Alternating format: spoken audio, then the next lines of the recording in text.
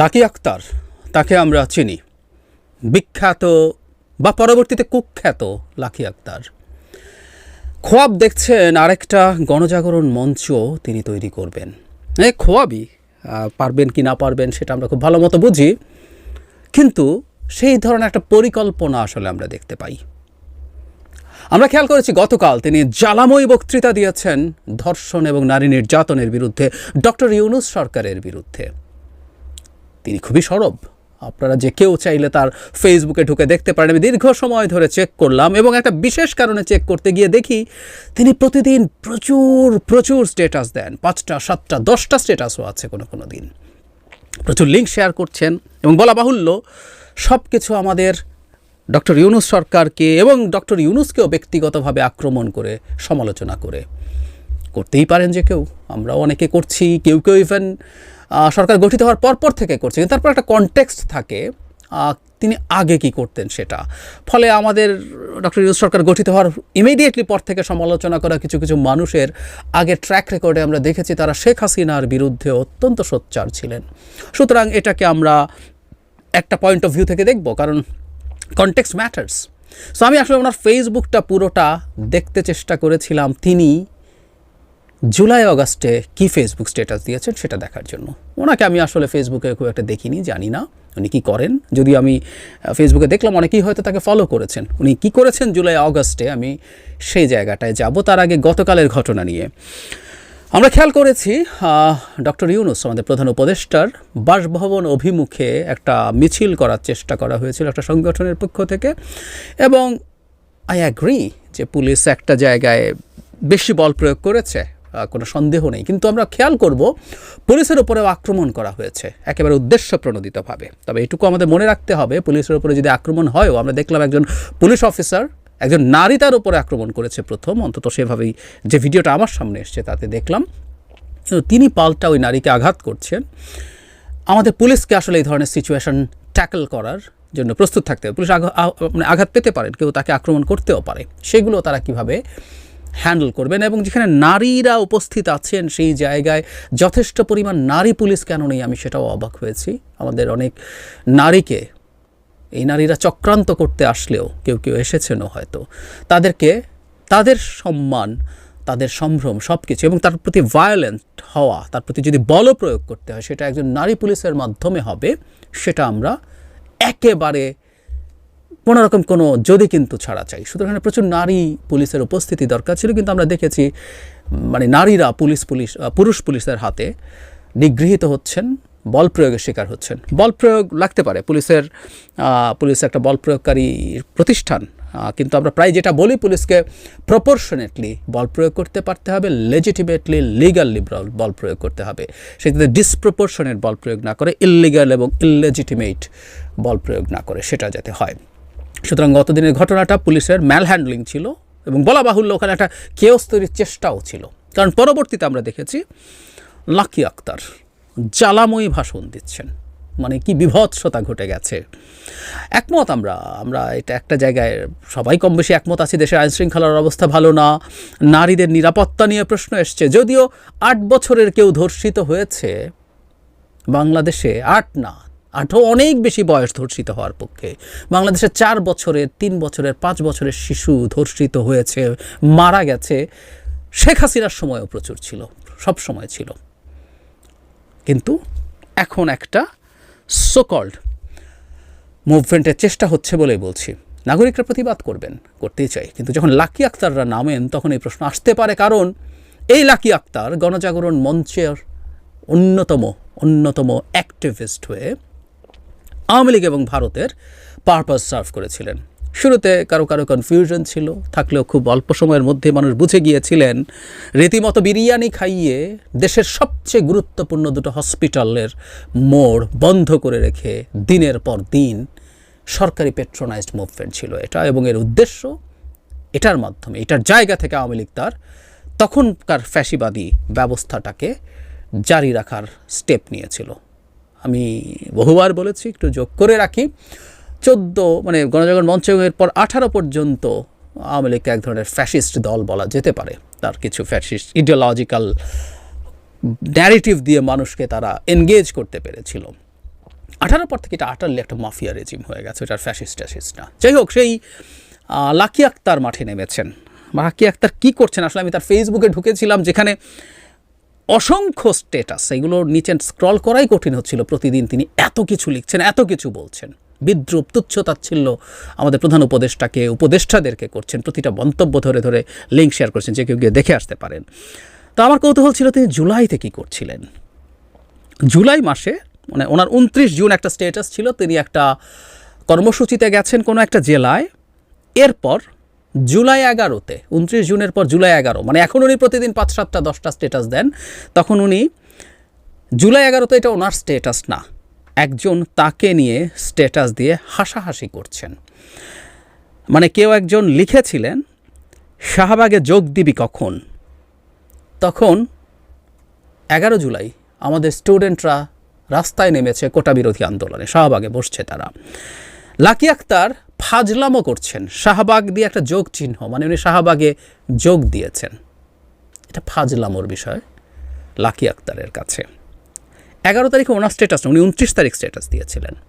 11 তারিখে আরেকজন তাকে ট্যাগ করেছে, সেই ট্যাগে তারাও হাসাহাসি করছেন, যিনি তাকে ট্যাগ করে আপু ফানি ইমোজি।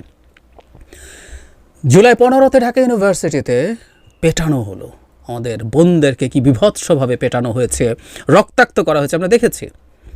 16 সাইদ মারা গেলেন, আরও 5 জন, মোট 6 জন মারা গেলেন, 17 50 জন মারা গেলেন, 18 70-80 জন, বাড়তেই থাকলো ডেথ টোল। লাকি আক্তারের ঘুম ভাঙে না, ওনার ঘুম ভাঙলো জুলাই 30, ছাত্র জনতার উপর হত্যাযজ্ঞের প্রতিবাদে ওনার একটা গান উনি পোস্ট করেছেন জুলাই 30। জুলাই 31-এ তাকে ওই গানটাই ট্যাগ করেছেন আরেকজন, এই হচ্ছে তার স্ট্যাটাস। এরপর which is very funny and interesting, I must say, তাতেই বুঝবো আসলে উনি এই গানটা কেন স্ট্যাটাস শেয়ার করেছেন। জুলাই অগাস্টে তার এর পরের স্ট্যাটাস, একজনের স্ট্যাটাস তিনি শেয়ার করেছেন, বৌদ্ধ ভিক্ষুরা ওই যে বন্যা হয়েছিল সেখানে ত্রাণ বিতরণ করছেন। 22 তারিখ মানে বাংলাদেশ, 22 অগস্ট বাংলাদেশে এত কিছু ঘটে গেল। 5 তারিখ শেখ হাসিনার পতন এবং পালিয়ে যাওয়া, মানে কে সেলিব্রেট করে নাই? শেখ হাসিনা এবং তার হালুয়া রুটি খাওয়া মানুষের বাইরে কে সেলিব্রেট করে নাই আসলে? আওয়ামী লীগারদেরকেও যারা সমর্থন করেন, বংশ পরম্পরায় ভোট দিয়েছেন, কোনো বেনিফিট নেন নাই, তাদেরকেও সেলিব্রেট করতে দেখেছি। কিন্তু তিনি তার শোক, বুঝতে পারছি তিনি খুবই শোকে আক্রান্ত ছিলেন, তার এই শোক প্রাথমিকভাবে কেটেছে দীর্ঘ 17 দিন পর 22 তারিখ তার স্ট্যাটাস দিতে ইচ্ছে করল বন্যা নিয়ে। তারপর বলা বাহুল্য তিনি প্রচণ্ড গতিতে সরকার বিরোধী যুদ্ধে, লড়াইয়ে নেমে পড়লেন।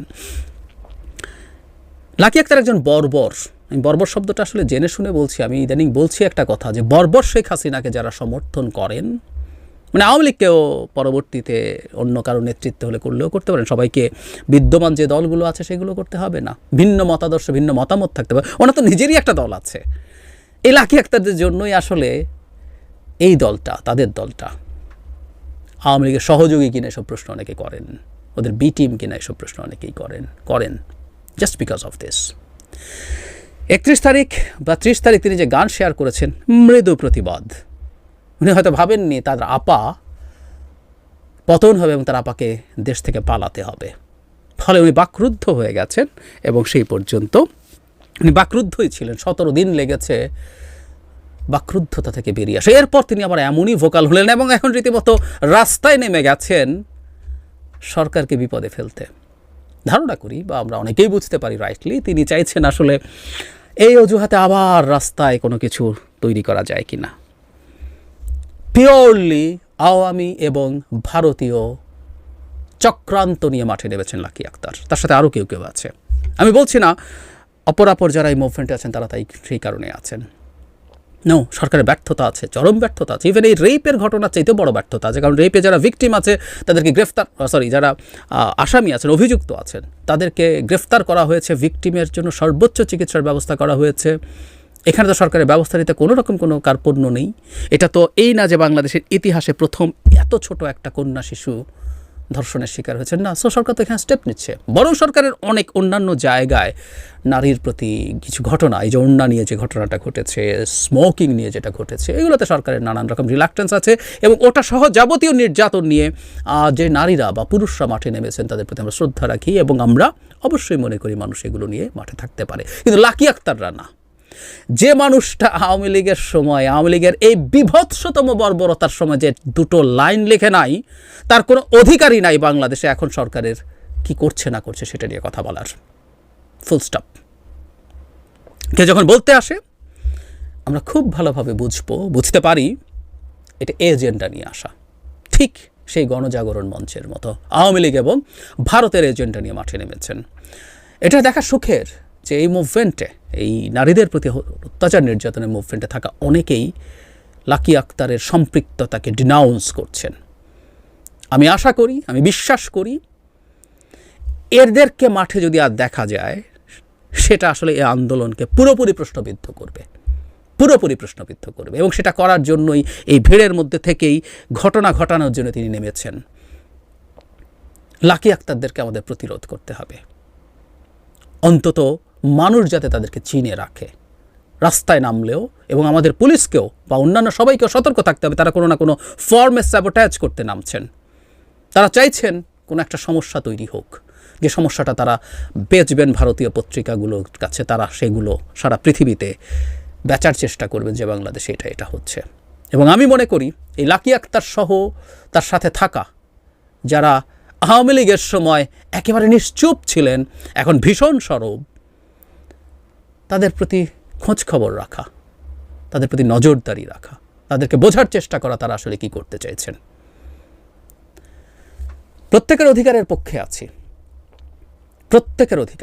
আছি, তারা তাদের কথা বলতে পারেন। আমি আবারও বলছি, তারা নামবেন যদি মনে করেন যে তখন বলেন না এখনই বলার সময়, ডু দ্যাট। কিন্তু আমরা যেন এসব বর্বরদের চিনে রাখি। আর সরকারের কাজ করতে হবে, কারণ বারবার বলছি চক্রান্ত আছে। যদি কোনো না কোনো চক্রান্তের সাথে জড়িত থাকেন, কোনো ষড়যন্ত্রের সাথে জড়িত থাকেন, তাদের বিরুদ্ধে আইনানুগ ব্যবস্থা নিতে হবে। আমরা আওয়ামী বর্বরতার সমর্থকদের, আওয়ামী বর্বরতার ক্ষেত্রে নিশ্চুপদের, আওয়ামী লীগের পতন এবং হাসিনার পালিয়ে যাওয়া সেলিব্রেট না করাদের ক্ষেত্রে আমরা খুব ক্লিয়ারলি বলতে চাই, এরা এই জাতির শত্রু, এই জনগণের শত্রু, এই রাষ্ট্রের শত্রু। বর্বর লাকি আক্তার, বর্বর শব্দটা আমি জেনে শুনে বলছি, আমি মনে করি কেউ আমার সাথে দ্বিমত করতে পারেন। মানে উনি তো রাজনীতি করেন, মানে জুলাই আগস্ট লাগে না। শেখ হাসিনা বাংলাদেশকে কী করেছেন উনি এত বছর ধরে দেখেন নাই? বিশেষ করে 2018 সালের রাতের বেলায় কি করেছেন নির্বাচনের নামে, বছরের পর বছর কি পরিমাণ অন্যায় অত্যাচার করেছেন, হত্যা, গুম, নির্যাতন, মিথ্যা মামলা, গায়েবী মামলা, ধ্বংস করে দিয়েছেন এই দেশের প্রত্যেকটা প্রতিষ্ঠানকে, মানুষের জীবন শেষ করে দিয়েছেন, লক্ষ লক্ষ কোটি টাকা লুটপাট করেছেন, পাচার করেছেন। তারপরও হাঁপা গেলে কষ্ট পায় যে মানুষগুলো, ওই বর্বররা বাংলাদেশের মানুষ। শেখ হাসিনাও বাংলাদেশেই ছিলেন। কিন্তু আমাদের এই বর্বরদের চিনে রাখতে হবে এবং তাদের কোনো ষড়যন্ত্র আমরা এই দেশে সফল হতে দেব না। Full stop.